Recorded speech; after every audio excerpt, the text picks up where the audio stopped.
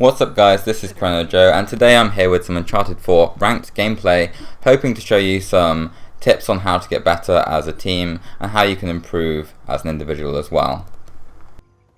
Now before we start, I don't, for any extent of anyone's imagination, profess to be the very best player in the world or anything like that. I'm not the best player at Uncharted 4, far from it in fact, but I think I'm a reasonably capable player on the game, and I've managed to get to master rank without too much difficulty with a 70 to 80% win-loss ratio, and I wanted to provide some tips for more regular players on how they might improve and be able to manage to achieve something similar themselves. Now, here's a gameplay video on River, and the party we're against are just some random party in ranked. It says at this point in time that they're higher ranked than us, which means they're favoured to win. So that means they were all Diamond plus, so some of them may have been Master, some of them would have been Diamond, and probably in a similar ranking to ourselves. I thought this would be a good representation of ranked gameplay as a whole, and in that vein the game is also fairly close as well. We didn't completely blow them out or anything like that. And you might see videos like that posted on YouTube frequently by other YouTubers, and I thought this would just be more helpful to show a match that was relatively close, because it would show you how we play in a more like naturalistic environment. So one of the things we generally do as a team is we all try and stick together unless we have a specific purpose for flanking, basically. So if the enemy team are camping and we want to deroute them or something like that, then we might want to organise a flank with one or two players pushing on one side, but we would communicate with one another to organise that. And the reason for that is because in many cases, if you flank on your own without communicating with your team what you're doing, the risk associated with that flank is quite high. It results in your team losing a player on the front line. It means that you risk dying on your own at the side, and that can result in both your team getting killed because they're one man down as the enemy team pushes onto them, or one or two men down depending on how they do the flank. And it can also result in you giving away free lives to the opponent because you make a mistake, you choose a poor opportunity to flank, and you end up getting killed very easily. So that's why it's important to really communicate with what you're doing and choose what you're doing to a situation that's appropriate. If you're like 5-0 up and you've managed to wipe the enemy team as a group without much difficulty, and you haven't got much evidence to suggest that the enemy team are camping in a particular location that's easily flankable or anything like that, then there's absolutely no reason really to go for the flank. When you want to go for a flank is when you have a good bead on the enemy position and you have a good reason and a good route to flank, basically. And for that reason, just try and communicate with your team.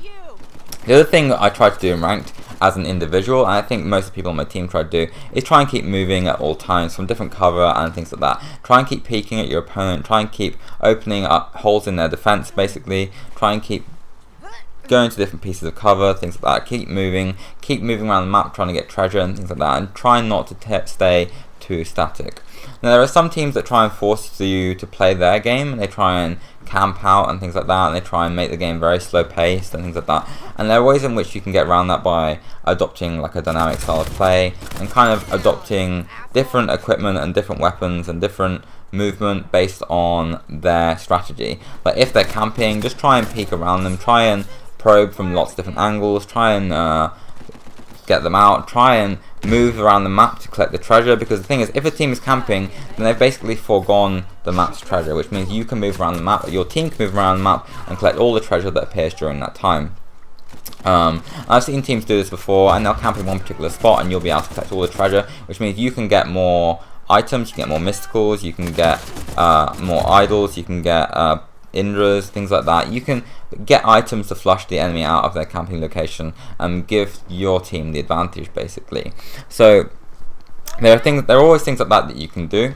The other thing I would recommend is trying to coordinate with your team with some sort of sense of situational awareness. So always try and get more than one person shooting on any one individual target at any one time. That's what helps them make them go down quickly. And in honesty, I really feel that the recurring theme to being successful in ranked multiplayer is coordination and communication, basically. So with that in mind, it's always better to play with a party of friends or a party of people that you can communicate with than it is to play with randoms in an online lobby. And I realise that to some extent, you won't always be able to play with a party of friends, you won't always be able to play with people you know, but in that case I would suggest probably trying to communicate with communities on Reddit and the PlayStation itself. The PlayStation 4 has its own community feature where you can find plenty of people that are trying to play ranked Uncharted 4 and things like that. And for the most part, I would say that most of these people that are trying to reach out on these communities and trying to find other people to play with, they're usually relatively pleasant to play with, especially on Reddit and places like NeoGAF and things like that, which is where I found people to play with when I play my games. Obviously, they don't need to be the best players in the world, they just need to be people you can communicate with and rely on to have your back in a firefight and things like that. They need to be people that can actually handle a 1v1 situation in a lot of the time. If you have someone on your team that simply can't handle a 1v1 situation, then they're going to be a liability in any combat encounter. Basically, they're going to get a lot of deaths, they're going to go down a lot, and it's going to mean that you need to compensate that with your team. And the difficulty with that is they're not only a liability in and of themselves, that they're replacing the slot of someone that would be quite helpful. So they're replacing the slot of someone that might have 5 extra kills to their deaths on your team. So a guy that's minus 10 or something like that is actually effectively minus 15 because he's replacing the slot of someone better. And that becomes a huge burden to replace, to try and compensate on your team, unless you're a very exceptionally good group of players against unequally skilled opponent, basically. So one thing to think about is basically who you're playing with. I'm not saying you have to recruit the best of the best MLG Pro players. As I say, you just need to recruit people that you're confident in and your team are confident playing with, and that they're a group individual that's confident in their own ability, basically. Everyone on the team needs to be relatively confident that they can handle themselves in a gunfight, etc. And with that in mind, most of the players that actually played on my team had around a 3.0 KO down to death ratio, which isn't that high, really. It's equivalent to something like 1.5 on something like Call of Duty or Destiny. So what that means is they're above average, but they're probably not the best on the game. In most games, like a normal distribution of a kill-death ratio suggests that 1.9 KDR usually puts you in the top 1% of players. So if you were trying to find the very best of the best players, you'd go for something above 1.9, 2. But for the most part, you can just perform quite well with a better than average team with the 3.0 in Uncharted 4. So if you're trying to recruit people with any sort of stringent criteria, that's the kind of thing I would recommend.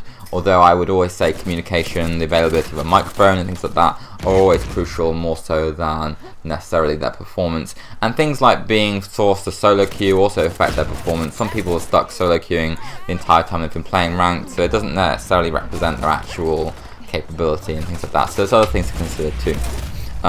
All of our friends that we play with actually have quite varied stats, even though they're usually sitting around the 3.0 mark. There's some that are better and worse. It doesn't necessarily make a difference. It doesn't mean they're better and worse when they play with us. It just means that when they play alone or when they play before, they've had different kinds of play styles. But obviously I would try and find some sort of metric that you can use to filter players out if possible, because over time, if you try and communicate with places like Reddit and the PlayStation communities, you'll find there are actually quite a lot of people that you could play with, and there are certain people you might not want to. As I say, you can't necessarily carry a guy that's going 0 and 10 every game unless you're a very exceptional player.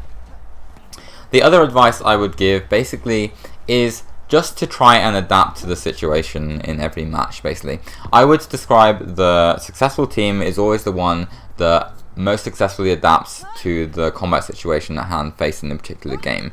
So that means if the enemy team is using something like staff, then maybe using stealth to combat that. If they're using smoke, then maybe using marking. If they're using blind fire and close range weapons, then maybe trying to keep them out of close range with long range weapons, or maybe trying to play them at their own game and using close range weapons that's yourself so you can combat them when they do get close.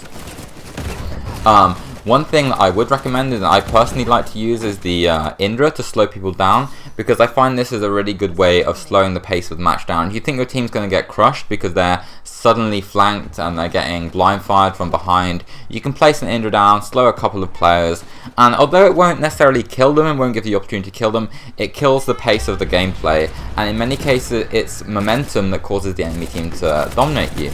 It's the momentum of a flank, it's the momentum of them pushing on one of your sides or pushing just head on as someone hits you on the flank, etc. that really enables them to destroy your team.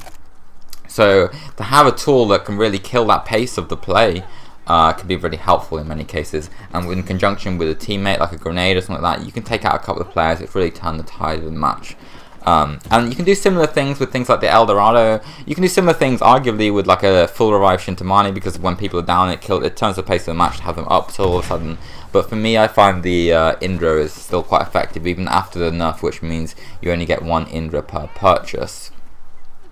I would also recommend using the staff where possible, because even if it is circumvented by stealth, it can help your team get a general like awareness of where the enemy is where possible, and also it forces them to use stealth if they want to avoid it, basically. So if you are forcing the other team to use stealth with like 2 or 3 of their players, then you're forcing 2 or 3 of them to consume a total of like 15 loadout points just because you're using 1 staff. And that is, in my opinion, worth it. That's worth it, in my opinion. And obviously you can also see the rest of the players on their team as well. And once you had 1 staff up and they've switched loadout, and you realise that quite a few of them are using Stealth 3, you've already done the job there. You don't necessarily need to keep using staff if you want to. You can switch to something else. In terms of the weapons that you should use or your team should use, personally I would just recommend using what you're most comfortable with, especially if you're playing with a new group of players and you want to like fit in with their playstyle and things like that. It doesn't make sense to try and use something new just because everyone else is using it, because you might struggle.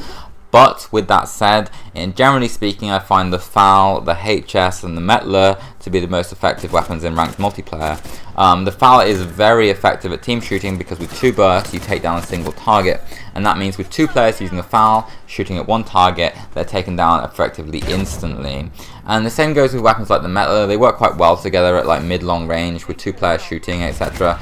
And the HS is just an incredibly effective gun, especially if you can land the headshots, so it's probably the go-to, relatively versatile, mid-close range weapon, I would say. The MP34A is also effective, but as it takes 1 extra bullet for headshots, it has less potential to get the really quick time to kills that the HS has. So you can often be caught off guard by how quickly people get behind you and manage to get a few downs with the HS than you would be with the MP34A.